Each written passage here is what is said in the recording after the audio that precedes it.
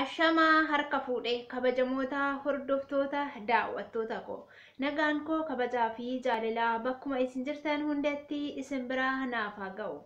Nagaan fayyaan jaalallii fi gammachuun yeroo hundaa isin biraa hin dhabamin isin waliin haa ta'u isiniin jechuunis hawwii koo yeroo hundaati. Warreen kana dura maatii koo taatanii na waliin turtan har'as burus yeroo kamiyyuu galanni keessan guddaadha. Warreen kunis kottaa maatii naaf ta'a isiniin jechuun ergaa kooti. Egaan kabajamoota hordoftoota daawwattoota koo guyyaa har'aa kanas oduu yoo ka'u viidiyoo haaraadhaan walitti deebinee jirra. Bagaa nagaan eegdan anis nagaan dhufeen jira isinis akka nagaa qabaattan abdiin qaba. Egaan kabajamoota hordoftoota daawwattoota koo guyyaa har'aa kana ammoo wanti nuti irraa odeessinu yookaan wanti nuti wajjin ilaallu imala wayii qabna. Imala kana keessatti mana barumsaa deemna. Mana barumsaa maalii yoo jettan mana barumsaa jireenyaa deemna waliin. Egaan kabajamoota hordoftoota koo mata dureen ani guyyaa har'aa irraa dubbachuu yookaan irraa odeessuu barbaadu imala jireenyaa kan jedhudha. Imala jireenyaa.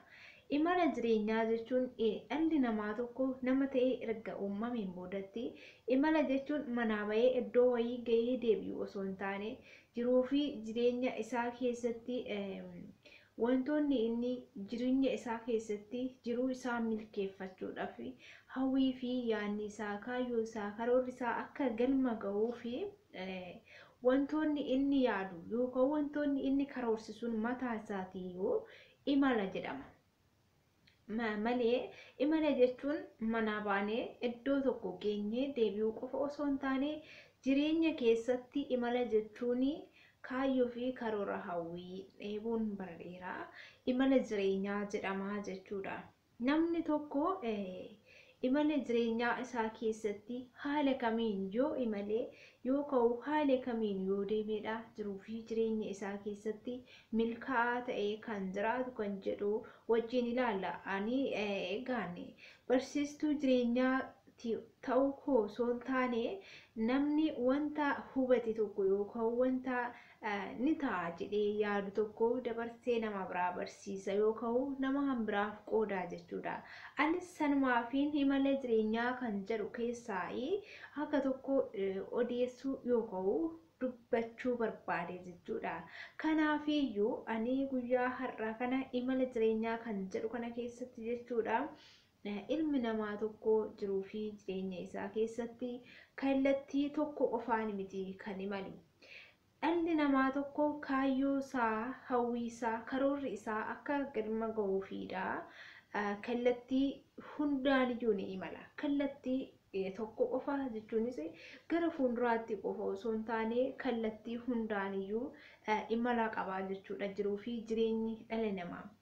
Asiinis fuulduraanis gama hundaan iyyuu imala barbaada. Yookaan jireenyi akka fedha ishee akka nu jiraachistu beeknee kallattuma isheen itti nu imalchiste imalleetii yaada fi karoora kaayyoo keenya san milkeeffannaa jechuudha.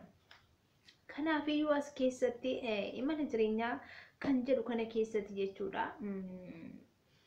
Namni tokko yoo akkam ta'e yookaan yoo akkam godhe jiruu fi jireenya isaa keessatti imalli isaa milkaa'aa ta'aa fi imala isaa bara dheeraa yookaan yeroo dheeraa yookaan turtii yeroo dheeraadhaa fi imalaa ture akkamiin milkeeffata kan jedhu irratti egaan akkuma kana dura isiniif dubbadhe namni tokko wanta addunyaa jireenyaa isaa keessatti laalaa ture argaa ture namoota irraas ta'e wantoota garaagaraa irraa wanta hubate tokko yookaan wanta argee dhaga'e tokko irraa dabarsee nama biraaf odeessa yookaan nama biraaf qoodaa jechuudha. Kanaafiyyuu nuti jireenya keenya gaggeeffannu keessatti namoota irraas ta'e jiruu fi jireenya keenya keessattis ta'e wantoota nu qunnaman yookaan wantoota argine tokko dabarsinee odeessanaa jechuudha. Kanaafuu imala jireenyaa kan jedhu kana keessatti dhalli namaa tokko kan inni yaada fi karoora kaayyoo isaatiin milkaa'uu danda'u fakkeenyaaf bakka kaleessa ka'e yaadachuun dirqama jechuudha. Dhalli namaa tokko iddoo ka'e yoo beeke egeree isaa tilmaamuun isa hin rakkisu jechuudha. boruusaa waaqatu beeka. Haa ta'uutii garuu kaleessa isaa yoo ka'u bakka ka'ee ni beeka yoo ta'e bakka ka'ee hunda gatoogaa ta'e boru maaltu akka isa quunnamuu fi jireenyi isaa kan boru egereen isaa maal akka ta'u beekuun isa hin rakkisu jechuudha. As keessatti imalli jireenyaa kallattii tokko qofa hin qabu jechuudha.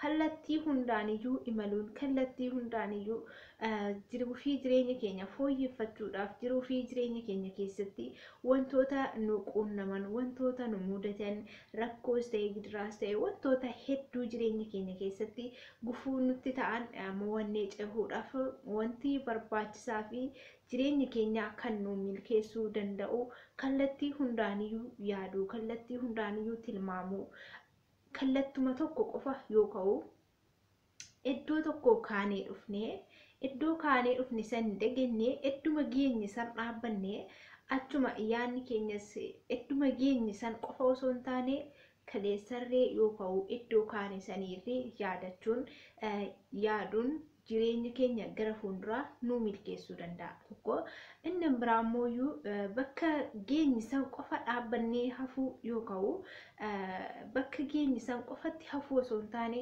gara fuulduraatitti illee egeree jireenya keenyaa milkeeffachuu fi bareeffachuudhaaf gara fuulduraatitti kallattii ittiin tarkaanfachuu qabnuu fi tooftaa ittiin jireenya keenyaa milkeeffachuudhaaf ittiin deemsa keenya tolfachuu qabnu yaaduun barbaachisaadha jechuudha. Kunneen lameenii jireenya keenya imala jireenya keenya milkeessuu yoo ka'u akka galma nuuf ga'u nuuf taasisaa jechuudha. Annaan biraamoo jiruu fi jireenya keenya keessatti abdii kutachuu dhiisuudha. Abdii kutanna yoo ta'e abdii hin qabnu yoo ta'e jireenya keenya keessatti imalli keenya osoo hin milkaa'in hafa jechuudha. Imalli bara dheeraa yeroo dheeraa imalaa turte yoo ka'u yaadni fi karoorri kee jireenya kee keessatti yaadaa karoorsaa hawwaa turte suni abdii hin qabdu yoo ta'e jireenya keetirraa wantuma salphaa fi wantuma xiqqaa tokkoon abdii kutatta hoggaa ta'e imalli jireenyaa kee sun osoo iddoo tokko kaatee iddoo gahuudhaaf karoorsite san osoo hin gahin imalli jireenyaa kee idduma sanitti adda si jalaa cita yoo ka'u achumatti fashalaa'ee si jalaa hafuu danda'a jechuudha.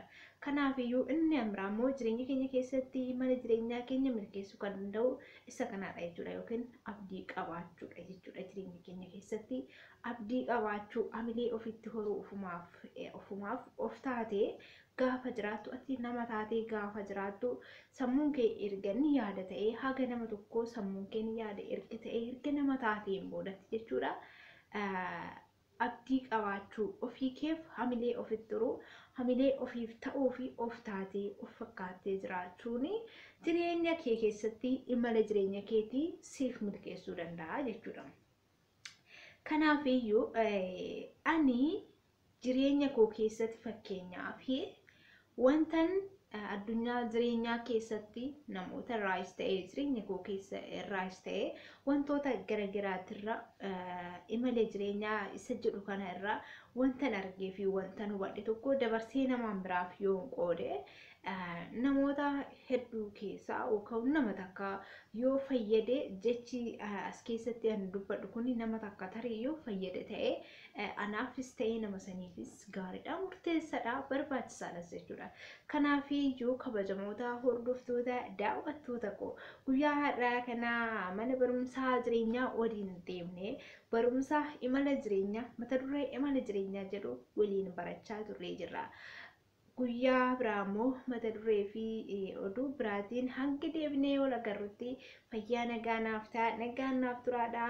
Imala jireenyaa keenya daawwannee asumarratti kan raawwatu ta'a. Guyyaa biraa oduu fi viidiyoo biraatiin hanga deebinee wal agarrutti fayyaa nagaa naaf ta'a. Hedduu takkaan isin jaalladha kabajamoota daawwattoota hordoftoota koo. Hamileenaa ta'uu fi na jajjabeessuun keessan akkuma kaleessaa akka na wajjin jiru abdii guddoon isinirraa qaba. Nagaatti turaa turtii gaarii qabaadha. Hedduu takkaan isin jaalladha.